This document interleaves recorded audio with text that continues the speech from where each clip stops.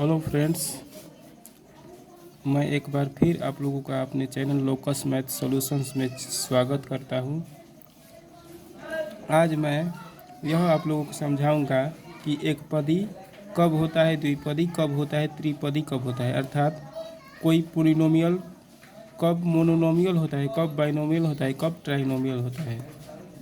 तो एक चीज़ मैं आप लोगों को समझा देता हूं, इससे आप पूरा कॉन्सेप्ट इसके बारे में समझ लीजिएगा कि जब भी आपसे क्वेश्चन पूछेगा, कोई भी पूछ देगा, चाहे परीक्षा में पूछ देगा क्वेश्चन आपसे इस प्रकार कि बताओ कि कौन बहुपद एक पदी है, कौन द्विपदी है, कौन त्रिपदी है। अर्थात कौन पोलिनोमियल मोनोनोमियल है, कौन बाइनोमियल है, कौन ट्राइनोमियल है। तो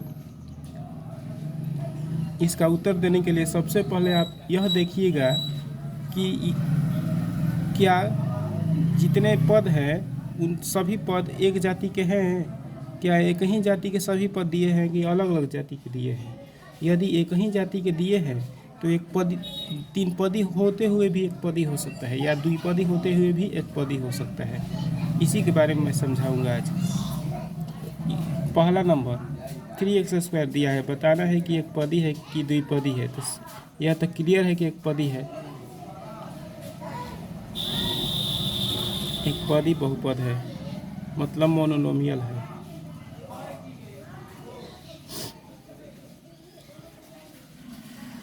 दूसरा number 3x² y², 4x² y², 5x² y², तीनों में प्लस चिन्ह मैं लगा देता हूँ। बताइए त्रिपदी है कि द्विपदी है कि एक पदी है। कहिएगा, मैक्सिमम बच्चे कहेंगे कि यह त्रिपदी है, क्योंकि तीन अलग अलग पद दिए गए हैं, एक यहाँ पर, एक यहाँ पर, एक यहाँ पर। लेकिन वास्तव में यह एक पदी है, क्योंकि तीनों का पदों का जाति एक ही है। तीनों समान जाति के पद हैं, तीनों पद सजातीय हैं। तीनों पदों को जोड़ा जा सकता है। 5 4 9 और 9 3 12, 12x² y² हो जाएगा। एक पदी हो गया कि नहीं। यहाँ पर यह एक पदी है, एक पदी बहुपद है, न कि त्रिपदी है। यह एक पदी है, देखने में तीन पद लग रहा है लेकिन एक पदी है, मोनोनोमियल है। यह ट्राइनोमियल नहीं है, यह मोनोनोमियल है। यह दो पद है, एक पद यहाँ है, एक पद यहाँ है, दोनों के बीच में प्लस चिन्ह है, तो यह द्विपदी हो जाएगा, क्योंकि दोनों अलग अलग जाति के हैं। अगर एक ही जाति के रहते तो एक पदी हो जाता है। चूँकि यह अलग अलग जाति के हैं, क्योंकि यहाँ x² है और यहाँ y² है, इसलिए यह द्विपदी हो जाएगा, मतलब बाइनोमियल हो जाएगा।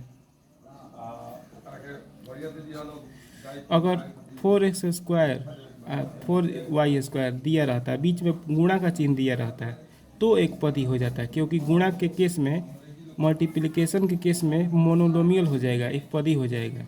लेकिन यहाँ प्लस दिया हुआ है तो द्विपदी हो जाएगा। अब देखिए 2x² + 3x⁻3, तो दोनों अलग अलग जाति के पद हैं। इसमें चर का घात 2 है, इसमें चर का घात 3 है, अर्थात दोनों का जाति अलग अलग है और बीच में प्लस चिन्ह है, तो द्विपदी हो जाएगा, द्विपदी बहुपद हो जाएगा, बाइनोमियल हो जाएगा, बाइनोमियल, क्योंकि दोनों का जाति अलग अलग है, बीच में प्लस है और दो पद है, तो बाइनोमियल सही है। अब देखिए यह कि एक पदी है कि द्विपदी है कि त्रिपदी है, मोनोनोमियल है कि बाइनोमियल है कि ट्राइनोमियल है। तो कहिएगा कि तीन पदी है, तीन अलग अलग पद हैं, लेकिन वास्तव में यह द्विपदी है, क्योंकि इसका जाति अलग है और इन दोनों का जाति एक है, तो दोनों मिलाकर दो जाति के पद हैं। यानी कि 3x², इसको जोड़ सकते हैं हम, तो 2x और 3x हो जाएगा 5x, तो दो पद हो गए कि नहीं, तो द्विपदी है। आपको पहले चेक करना पड़ेगा कि जोड़ा या घटाया तो नहीं जा सकता है। यदि जोड़ा या घटाया जा सकता है तो जोड़ घटा के आपको गिनना पड़ेगा कितना पद है, तो द्विपदी है।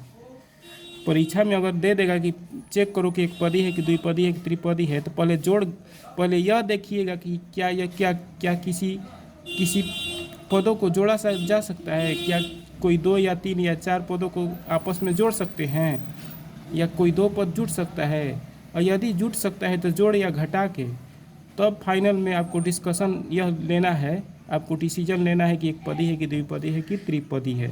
तो यह द्विपदी है, क्योंकि दो को यहाँ पर जोड़ा जा सकता है। यदि यह दोनों को नहीं जोड़ा जा सकता तो तीन पदी हो जाता है। इसको तीनों को नहीं जोड़ा जा सकता है, तीनों अलग अलग जाति के वेरिएबल हैं, इसलिए यह ट्राइनोमियल हो जाएगा, त्रिपदी हो जाएगा। क्योंकि तीनों का जाति अलग अलग है, तीनों में से किसी को हम जोड़ नहीं सकते हैं, इसलिए ट्राइनोमियल हो जाएगा। इसमें भी तीनों का जाति अलग अलग है, इसीलिए तीन पद है तो ट्राइनोमियल हो जाएगा। कोई भी जुट नहीं सकता है, इसलिए ट्राइनोमियल। और इसमें तीनों को जोड़ सकते हैं, क्योंकि तीनों का जाति एक ही है, तो तीनों को जोड़ सकते हैं, यानी कि 4 3 7 2 9 x के पावर 4। तो वास्तव में यह एक पदी है, न कि त्रिपदी है, क्योंकि तीनों एक ही जाति के पद हैं, इसलिए एक पदी है, माने कि मोनोनोमियल है। ठीक, मुझे विश्वास है कि आप लोग कंसेप्ट समझ गए होंगे कि कौन एक पदी है, कौन द्विपदी है, कौन त्रिपदी है। आज का मेरा वीडियो कैसा लगा ज़रूर बताइएगा कमेंट सेक्शन में। अगर कुछ सुझाव देना हो मुझको तो ज़रूर लिखिएगा कमेंट सेक्शन में। यदि वीडियो अच्छा लगा हो तो लाइक ज़रूर करिएगा और शेयर भी ज़रूर करिएगा। धन्यवाद।